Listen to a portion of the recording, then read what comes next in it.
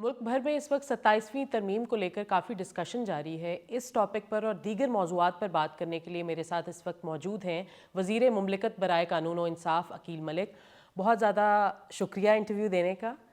27ویں ترمیم کو لے کر کیا اس کا مسودہ تیار کر لیا گیا ہے اور کب اسے پارلیمنٹ میں پیش کریں گے؟ 27ویں آئینی ترمیم پہ 26ویں کے بعد ہی ٹو سرٹن ایکسٹینٹ کام شروع ہو گیا تھا، لیکن آن اینڈ آف چل رہا تھا اور دیکھا جا رہا تھا کہ کون سے ایریاز ہیں جس پہ مزید بہتری لائی جا سکتی ہے، اور آف دا ریکارڈ ہی جو ہے ان آفیشلی جو معاملات تھے اس کے اوپر بحث مباحثہ کے حوالے سے with in our own party, جو ہماری پارٹی کے اندر جو گورنمنٹ سائڈ سے ہم اس پہ ڈسکشن کر رہے تھے۔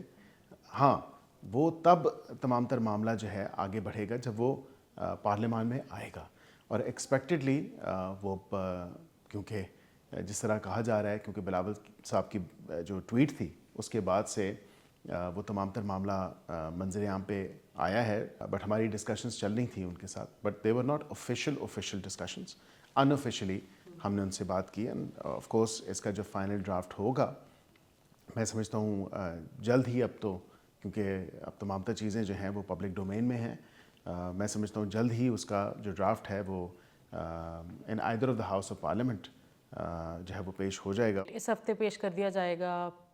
دیکھیں اس ہفتے بھی ہو سکتا ہے، اور اس کی وجہ یہ ہے کہ اس میں کوئی قدغن نہیں ہے، یہ استحقاق ہے پارلیمان کا، اور کیونکہ اب اتحادیوں کے ساتھ بھی مشاورت ہو رہی ہے، جو بڑا اتحادی ہے پیپلز پارٹی، اس کے ساتھ مشاورت ہوئی، فائنلی اس ڈرافٹ میں کیا چیزیں آتی ہیں جن پہ ایگری اپون کیا جاتا ہے، جن پہ نہیں ایگری اپون کیا جاتا، اور یہ تمام تر بحث پھر آگے ایڈوانس لیول پہ کمیٹیز کے اندر، اور ہو سکتا ہے عین ممکن ہے دونوں کمیٹیز کی جوائنٹ جو ہے وہ سیٹنگ ہو جائے، جو standing committee on law and justice ہے، اور وہ اس کو دیکھے۔ یہ دیکھیں مقننہ کا کام ہے، سول سوسائٹی کے ساتھ تو میں نے خود بھی 26ویں آئینی ترمیم کے ٹائم پہ انگیج کیا، اور اس دفعہ بھی کریں گے، ہم نے بار کاؤنسلز کے ساتھ انگیج کیا، ان تمام کے ساتھ وہ شیئر ہوگا، اور اس کے ساتھ ساتھ جو سول سوسائٹیز جس طرح human rights commission of Pakistan اور دیگر جس طرح پچھلی دفعہ میں نے ان سے انگیج کیا، تو ابھی بھی ہم ان کے ساتھ انگیج کریں گے۔ اچھا، ہم یہ کہہ سکتے ہیں کہ یہ 27ویں آئینی ترمیم رواں ماہ نومبر میں ہی منظور ہو جائے گی؟ جی بالکل عین ممکن ہے، اگر براڈ بیس کنسنسس ڈیولپ ہو جاتا ہے اس تمام تر چیز کے اوپر، تو اسی مہینے اس کو آپ اپروو کر سکتے ہیں، ڈپینڈنگ کہ آپ کا جو کنسنسس ہے وہ کتنا ٹائم لیتا ہے۔ کیا حکومت کے پاس مطلوبہ نمبر موجود ہے؟ دیکھیں بالکل، آپ کو سینٹ میں 64 چاہیے، اور اتحادیوں کو ملا کے ظاہری بات ہے ہماری کوشش ہوگی ہم اپوزیشن کے دوستوں کو بھی ملائیں، اپوزیشن کے دوستوں کو ملا کے جو ہے وہ بالکل نمبر ہمارے پاس پورا ہوتا ہے۔ 224 یا 224 336 کے ہاؤس میں نیشنل اسمبلی میں آپ کو چاہیے، ابھی فی الوقت ہماری جو پوزیشن اتحادیوں کو ملا کے ہے وہ 237 ہے۔ حکومت کے حوالے سے کہا JUI نے کہ جو انہوں نے حکومت کو 26ویں آئینی ترمیم میں نہیں کرنے دیا، اب حکومت جو ہے 27ویں آئینی ترمیم میں وہی چیزیں لا رہی ہیں، تو ان کا بیان کتنا درست ہے JUI کا؟ کچھ حد تک تو ان کا بیان درست ہے، کیونکہ اس وقت ہمیں آئینی عدالت کے بجائے ہم نے آئینی بینچ کی طرف جو ہے تمام تر معاملہ، اور وہ بھی PTI کے کہنے پہ JUI کے جو دوست تھے ان کی جو بیک اینڈ فورتھ ڈسکشنز ہوئیں، اور ایک کنسنسس ڈیولپ کرنے کے لیے ہم نے اس پہ کمپرومائز کیا، اور کیونکہ چارٹر آف ڈیموکریسی یا میثاق جمہوریت کی نظر سے اگر دیکھیں تو یہ پاکستان مسلم لیگ نون کا پروجیکٹ نہیں ہے۔ دیکھیں ہم تو پہلے دن سے کہتے تھے کہ آئینی عدالت ہونی چاہیے، جس طرح دنیا کے 80 ممالک میں آپ دیکھیں تو آئینی عدالت جو ہے وہ کام کر رہی ہے۔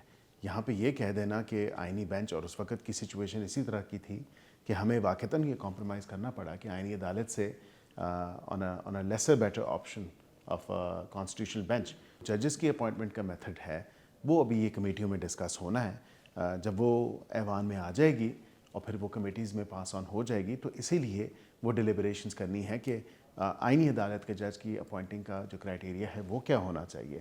اسی طرح یہی ڈسکشن ہونی ہے کہ آئینی عدالت کے جج کا جو عمر کا تعین ہے وہ کیا ہونا چاہیے، اور آئینی جج کی اس عدالت میں بطور جج تعینات ہونے سے پہلے کیا کیا پری ریکویزٹس ہوں، یہ تمام کام کمیٹیز کا ہے، کیونکہ اس میں فی الوقت تو اپوزیشن کی نمائندگی نہیں ہے۔ اس حوالے سے اپوزیشن سے مراد एक सियासी जमात जिन्होंने इस्तीफ़े दिए, लेकिन उनके इस्तीफ़े का एक्सेप्ट भी नहीं हुए।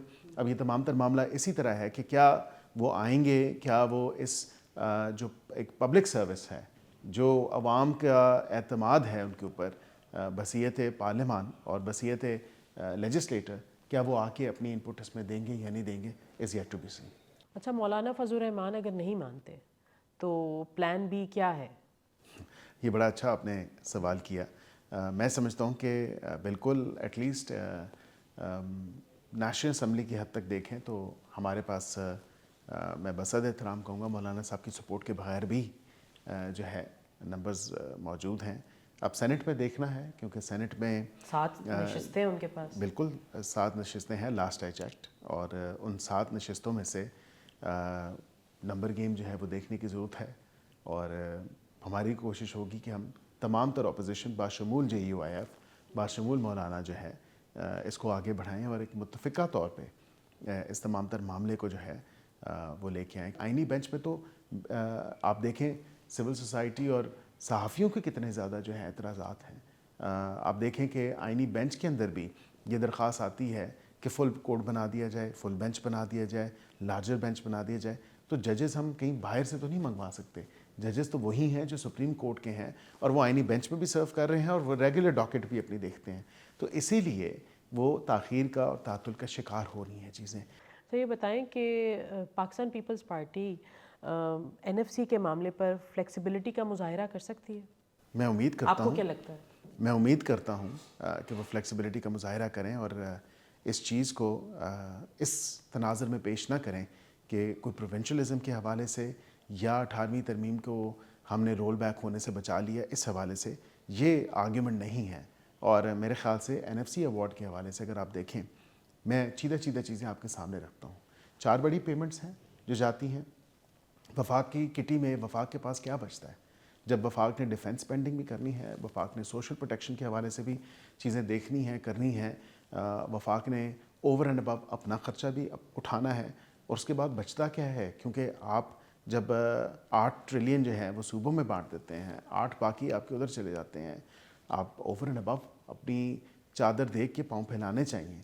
अच्छा, कहा यह जा रहा है कि कश्मीर में हुकूमत की तब्दीली इस वजह से ताख़ीर का शिकार है कि पहले पीपल्स पार्टी यहाँ पर मदद करे तो वहाँ हुकूमत ले सकती है। जिस तरह हमने उनसे 27वीं आईनी तरमीम के ऊपर जो है उनसे सपोर्ट मांगी है, इसी तरह उन्होंने आज़ाद जम्मू एंड कश्मीर की हुकूमत के ऊपर हमसे सपोर्ट मांगी है। हमने इसीलिए उनको कहा कि इन एसेंस हम बिल्कुल आपकी जो है इन प्रिंसिपल जो वोट ऑफ नो कॉन्फिडेंस है उस हद तक हम आपको बिल्कुल वोट देंगे, लेकिन हम हुकूमत का हिस्सा नहीं बनेंगे। लेकिन अगर 27वीं तरमीम में मदद करती है पीपल्स पार्टी तो वहाँ पर सपोर्ट की जाएगी कश्मीर में। देखें, अब बात तो ये है कि you scratch my back and I scratch yours. अब ये है कि इत्तेहादी हैं तो ज़ाहिरी बात है कुछ ले और दे तो होता है।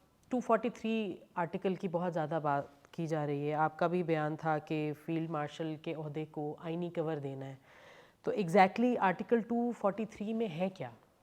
देखें, एक तो इसको नेशनल सिक्योरिटी के पहराए में देखने की ज़रूरत है, और ख़ाली ये नहीं है जो बयान मेरे से मंसूब कर दिया गया।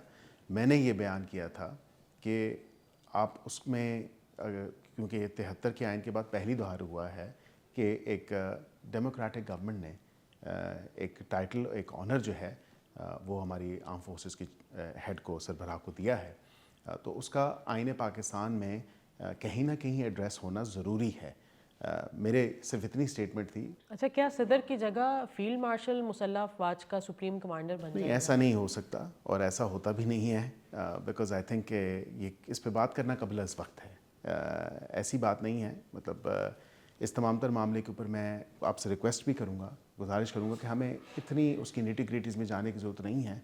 स्पेशली मीडिया के साथ, टीवी के साथ जो एक एंगेजमेंट है इतने सेंसिटिव और नेशनल सिक्योरिटी के पॉइंट ऑफ व्यू से, इसको हमें डिटेल में जाने की फ़िलवक़्त ज़रूरत नहीं है। तो क्या फील्ड मार्शल के ओहदे को एक मुस्तकिल ओहदे की सूरत या शक्ल इख्तियार दी जा रही है इसमें?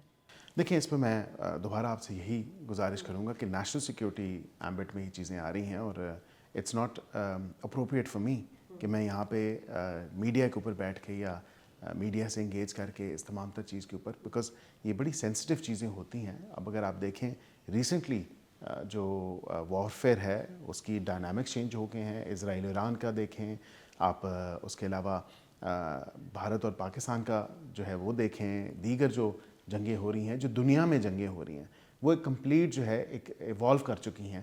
اس کے لیے جو ہے ہمیں مزید بہتری اور مزید جو ایک اسٹرینتھ ہے وہ اپنے قانون میں اور آئین میں لانے کی ضرورت ہے.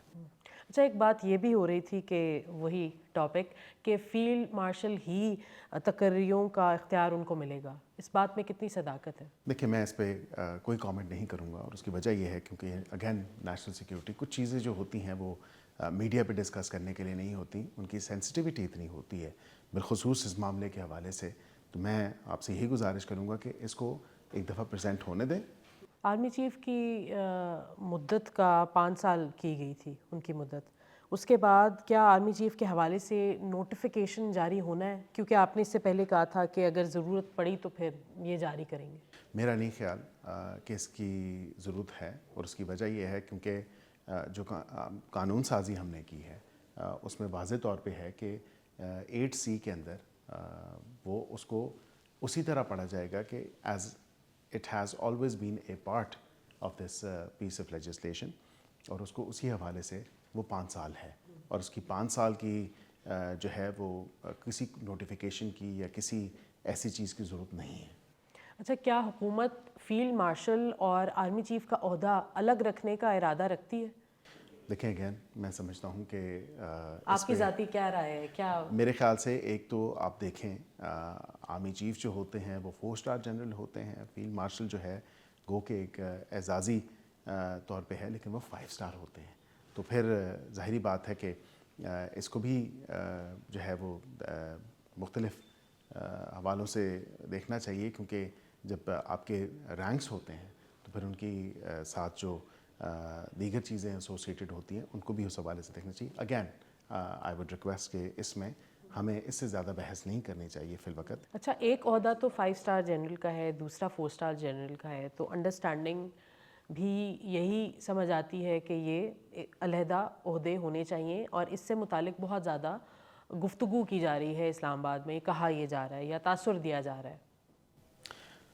دیکھیں اب وہ کہتے ہیں جتنے منہ اتنی باتیں. اب سوشل میڈیا پہ بیٹھ کے آپ کامنٹ کریں یا اس کے جو ہے اپنی طرف سے من گھڑت چیزیں لکھنا شروع کرتے ہیں تو ان میں کوئی صداقت نہیں ہے.